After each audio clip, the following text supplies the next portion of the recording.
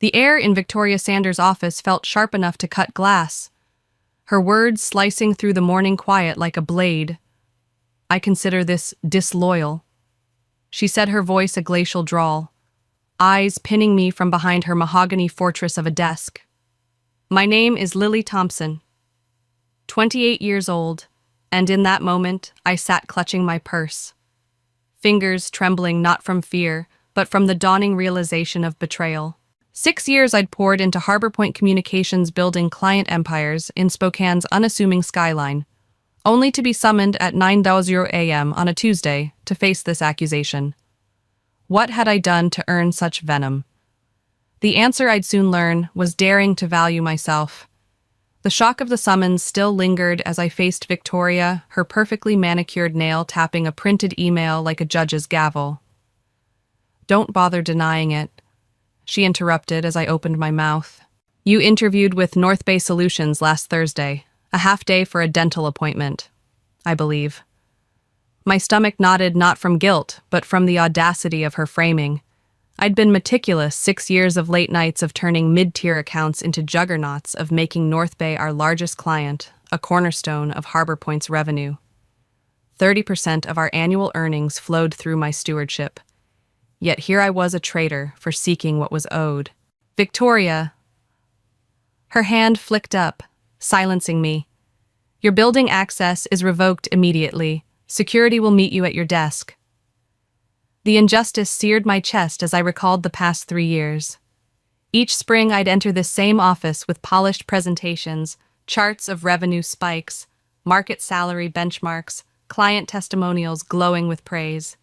Each time Victoria's response was a rehearsed sigh. "Tough budget year, Lily." Meanwhile, quarterly meetings boasted record profits, and her new luxury SUV gleamed in the parking lot. I'd believed in loyalty in the promise that dedication would be rewarded, but loyalty, it seemed, was a one-way street. Victoria slid my company ID across the desk, her face a mask of indifference. "I've disabled your email access." The finality of it stung, but something steadied me. A quiet resolve, I stood smoothing my blazer and met her gaze. "I understand," I said, my voice even despite the storm inside. Her eyes flickered, perhaps expecting tears or a plea. Instead, I extended my hand. "I wish you and Harbor Point continued success." She hesitated, confusion creasing her brow before a brief handshake. The gesture felt like a small victory, a reclaiming of my dignity. Security loomed as I returned to my cubicle, colleagues' glances darting my way. I packed 6 years into a cardboard box, family photos, a fern I'd nursed through winters, a mug from a client's campaign. Whispers followed, but I offered a reassuring smile. No drama, no scenes, just me walking out of Harbor Point's glass doors for the last time, the April sun warm on my face. In that moment, I realized Victoria thought she was punishing me. She couldn't have been more wrong. The cardboard box sat heavy in my car trunk, a silent testament to 6 years boxed up in under an hour. Driving away from Harbor Point, Spokane's familiar streets blurred past each turn, a step further from the life I'd known. I was unemployed for the first time since graduate school. The weight of it pressed against my ribs, but beneath the shock, a strange calm took root. Victoria had cast me out, but in doing so, she'd handed me a mirror to see my worth. At my apartment, I set the box on the kitchen counter, its contents a jumble of memories. The fern's leaves drooped slightly as if mourning the fluorescent lights of my cubicle. I sank onto a stool, the reality hitting: no more client calls, no more late-night strategy sessions. My phone buzzed, snapping me back. Olivia's name flashed on the screen. My best friend's voice, a lifeline. "Lily, I just heard," she said, her words tumbling out. Thomas texted me. "Are you okay, Thomas?" Her boyfriend and Harbor Point's IT specialist was part of the office grapevine. News traveled fast, I'm processing. I admitted, tracing the edge of the counter. "It happened so quickly," Olivia's voice rose indignant. "It's unfair. Everyone knows you're why North Bay stayed with us. Victoria's just threatened because you're better than she ever was." Her words struck a chord. Victoria, once Harbor Point's star account executive, had a habit of inserting herself into my North Bay meetings. Her presence more about ego than necessity. The worst part, I said, a flash of anger surfacing, is being treated like a criminal for wanting more after 3 years of no. It's her loss, Olivia said firmly. Maybe this is for the best, Lily. You've been undervalued forever. She was right. My loyalty had been to clients and colleagues, not a company that saw me as expendable. The sting of being escorted out lingered, but Olivia's words fanned a spark of possibility. I wasn't just discarded, I was free. My phone beeped with another call, David Clean's name lighting up the screen. My heart quickened. David, North Bay's CEO, had been a steady partner in our 3-year collaboration. I need to take this, I told Olivia. It's North Bay. Go, she urged. Call me after, I answered, steadying my voice. Lily, I heard what happened, David said, skipping pleasantries. Can you come in today? I'd like to accelerate our conversation. My pulse raced. Yes, 2 p.m. works, I said, recalling his earlier text about a final discussion. Excellent, he replied. And Lily, don't worry about this morning. Sometimes things work out for the best. Hanging up, I caught my reflection in the kitchen window. The woman staring back wasn't broken. She was unmoored, ready to chart a new course. I headed to my closet, selecting my sharpest suit, the one reserved for high-stakes pitches. As I dressed, the morning's humiliation faded, replaced by a quiet certainty. Victoria had tried to diminish the astigmatism to break the cycle of denial. I'd given Harbor Point my all only to be cast aside. Whatever came next, I'd never again settle for less than I was worth. The elevator's hum felt like a countdown, each floor ticking closer to a moment that could redefine everything. I smoothed my suit jacket, the crisp fabric a shield against the morning's chaos, and stepped into North Bay Solutions headquarters, where glass walls and mountain views promised a world apart from Harbor Point's beige confines. My heels clicked on polished floors, a rhythm steadying my nerves. Hours ago, I'd been escorted out of my old life. Now I stood on the cusp of something new, summoned by a CEO who'd hinted at opportunity. What did he see in me that my former boss had so willfully ignored? I'd spent the drive to downtown Spokane replaying my journey at Harbor Point, not the sting of Victoria's dismissal, but the climb from coffee runs to commanding North Bay's account. Fresh out of graduate school, I'd tackled projects others shunned, building trust with clients deemed impossible. By year 4, I was steering our largest account, a role that demanded intuition and grit. North Bay's CEO had once said I anticipated their needs before they voiced them. That trust forged over 3 years had led to this afternoon's meeting, and I resolved to approach it with the same clarity I'd brought to every pitch. The elevator doors parted, revealing a bustling open-plan office, collaborative pods, sunlight streaming through floor-to-ceiling windows, a stark contrast to Harbor Point's dated cubicles. David Clean stood waiting, his salt and pepper hair catching the light as he extended a hand. Thank you for coming on short notice, he said, his warmth disarming the tension in my shoulders. I shook his hand firmly, grounding myself. I appreciate the flexibility, I replied. It's been an unexpected day. He nodded, leading me through a workspace alive with energy, where familiar North Bay staff offered waves or quick smiles. Their recognition felt like a quiet affirmation. David's office, modest, yet inviting, prioritized conversation over intimidation. Bookshelves lined one wall, and a small table held steaming coffee mugs. Coffee, he offered, pouring one before I answered.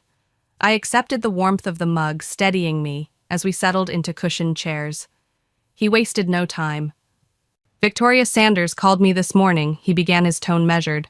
She said you're no longer handling our account and offered to oversee it herself until a replacement is found. My jaw tightened, but I kept my expression neutral. Of course, Victoria would try to claim North Bay's loyalty, oblivious to the cracks she'd ignored. David leaned forward, setting his mug down.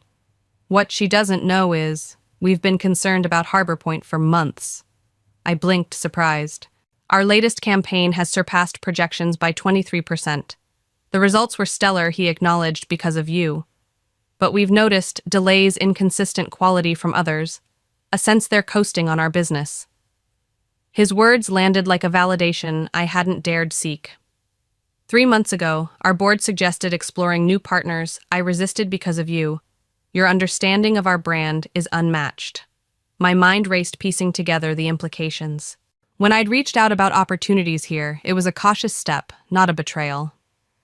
David's next words shifted the ground beneath me. Your inquiry felt like serendipity, But let me be clear, we weren't poaching. We'd have waited for your notice. I nodded, grateful for his integrity. I planned to give 2 weeks. I said, needing him to know my professionalism wasn't in question. He smiled, a glint of approval in his eyes. That's why we're here.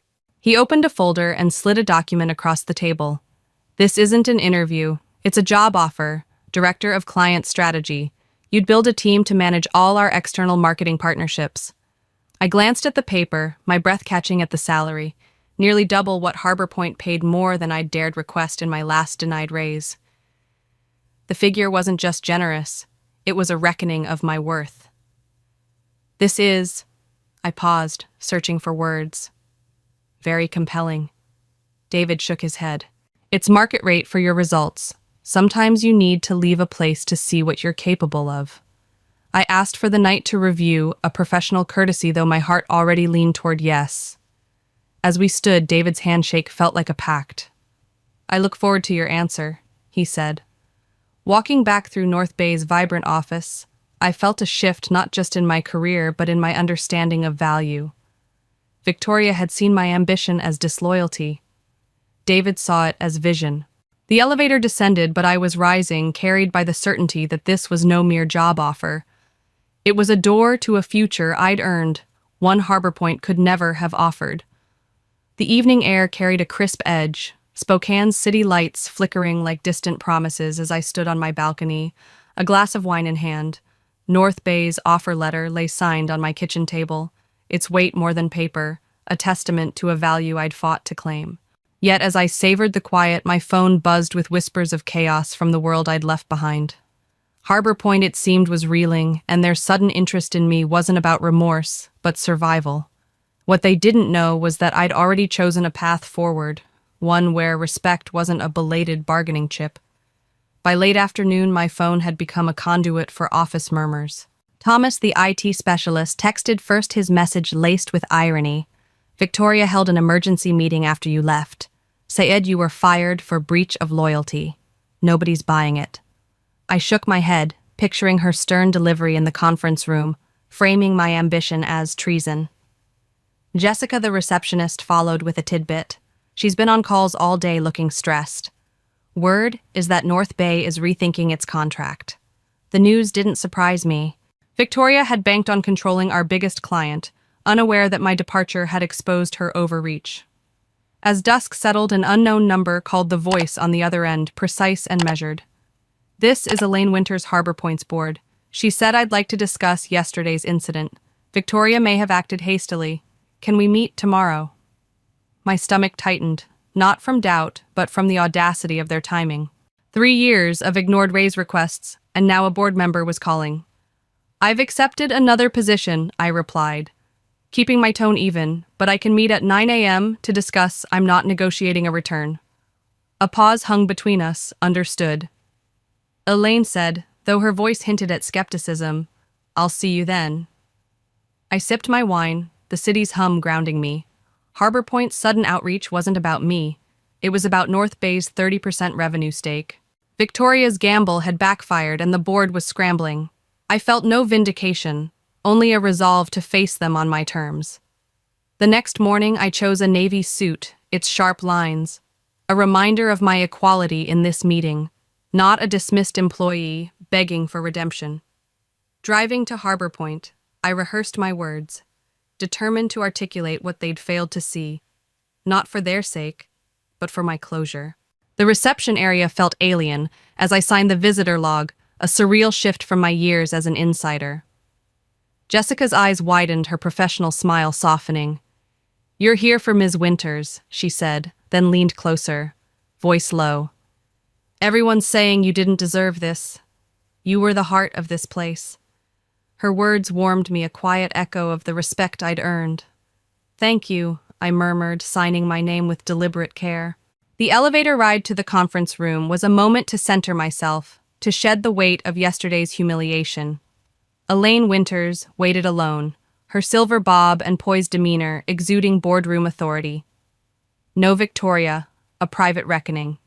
Then thank you for coming, she said, standing to shake my hand, her grip firm but not aggressive. We sat a slim folder before her. I've reviewed your file, she began opening it. 6 years of exemplary reviews, significant account growth, and 3 denied salary requests. I wasn't aware of this pattern. Her admission caught me off guard. I'd assumed the board rubber-stamped Victoria's decisions. Management has discretion within limits. She continued, her tone hinting at disapproval. There's no policy against seeking other opportunities yet. Your termination lacks documentation. I nodded. Measured. The term used was disloyal. Elaine's eyebrow arched a flicker of judgment. A curious choice. She closed the folder, her gaze direct. The board offers reinstatement, your last requested salary plus 10% and the title of Senior Account Director. The offer was a belated olive branch, generous only in its desperation. That's kind of you, I said, my voice steady, but I've signed a contract elsewhere, effective. Monday. Elaine's eyes narrowed slightly. With North Bay, I sidestepped, maintaining boundaries. I'd rather not disclose at this time, she pressed, undeterred. If this is about compensation, we can revisit terms. The board values your work. The irony stung the value they'd never shown until North Bay's shadow loomed. It's not just money, I said, choosing candor. It's about respect, about recognizing worth, before someone's forced to seek it elsewhere. Harbor Point demanded loyalty, but offered none in return. That imbalance isn't sustainable. Elaine studied me, then nodded, a glint of respect in her eyes. A fair point. Whatever your path, I wish you success. I stood shaking her hand and walked out the glass doors, closing behind me with a soft thud.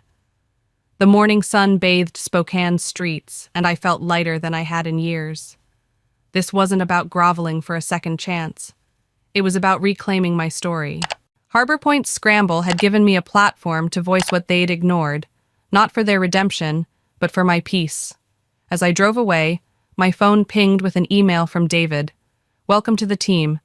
The future beckoned, and I was ready to step into it, unburdened by a past that no longer defined me. Monday morning arrived like a canvas freshly stretched, its possibilities sharp and bright against the backdrop of Spokane's skyline. My new office at North Bay Solutions gleamed with promise. A real office, not a cubicle with a door and windows framing distant mountains. I arranged my fern on the desk, its green fronds a quiet link to the past, and felt the weight of a new title, Director of Client Strategy. Victoria's dismissal had been meant to break me, but as I stood in this space, welcomed by a team eager for my lead, I saw her error. She hadn't ended my career, she'd launched it. David Clean had ensured everything was ready, a welcome basket with local coffee, a laptop preloaded with project files. At 9 a.m., he stopped by, his presence steadying as he introduced me to my team. 5 marketing specialists, their faces a mix of curiosity and respect. This is our new director, he announced in the conference room, glass walls reflecting the morning light. Many of you know her work from Harbor Point. We're lucky to have her expertise in-house. I smiled, acknowledging familiar names from past campaigns, and outlined our priorities, streamlining agency partnerships, starting with a review of existing contracts. The team's enthusiasm mirrored my own, a shared hunger for excellence. By mid-morning, David invited me to a smaller meeting with North Bay's executive team, their faces serious around a polished table. The chief financial officer spoke first, her voice clipped. We're reevaluating Harbor Point's contract, up for renewal next month. Your perspective is critical. The chief marketing officer nodded. You know our needs and their capabilities better than anyone. The moment was ripe for retribution, a chance to recommend cutting Harbor Point loose, a blow. Victoria would feel deeply, but vengeance wasn't my style. We should assess them like any partner, I said, my tone deliberate. Their campaigns have been solid, but account management and responsiveness need scrutiny. The executives exchanged glances, approving of my restraint. A week later, on Wednesday, the decision landed. David shared the email before it went out, a courtesy, given my history. I'd recused myself from the final vote to avoid bias, but the outcome was clear. After careful consideration, North Bay Solutions will transition our account to Meridian Creative, effective immediately. This reflects our evolving digital strategy. Our new director will oversee the transition. I imagined Victoria's reaction, shock giving way to panic, as 30% of Harbor Point's revenue slipped away.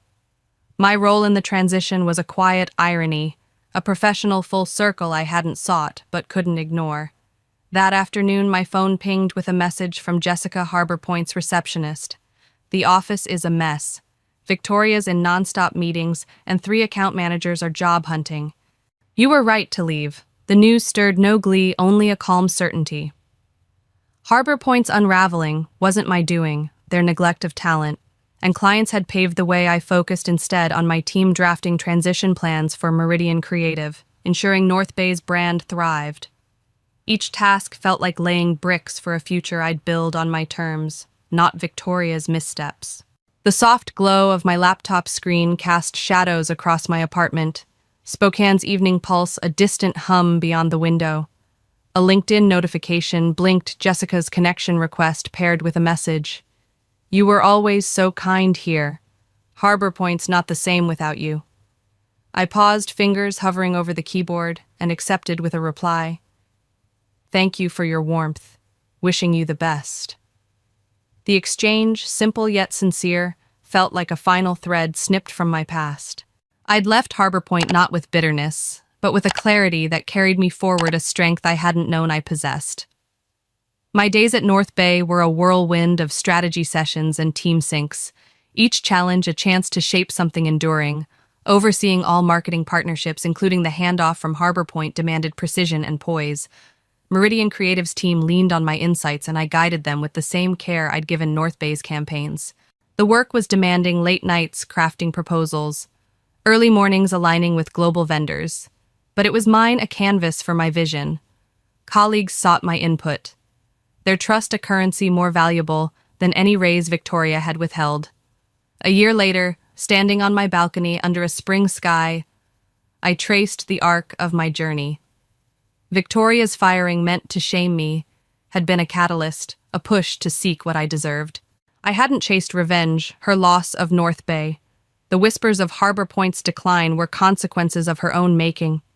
Success, I'd learned, wasn't about proving others wrong, but proving myself right. North Bay's faith in me, the team I was building, the respect I commanded, these were my triumphs, rooted in a self-respect I'd claimed when others overlooked it. Spokane's lights twinkled below each, a story of struggle and resilience. I'd found mine not in the shadow of Harbor Point's glass doors, but in the open expanse of possibility. Victoria had given me an unintended gift, the courage to step into my worth, to build a career that reflected my value. As I turned back to my apartment, the fern on my desk caught the moonlight thriving in its new home. Like me, it had found where it belonged.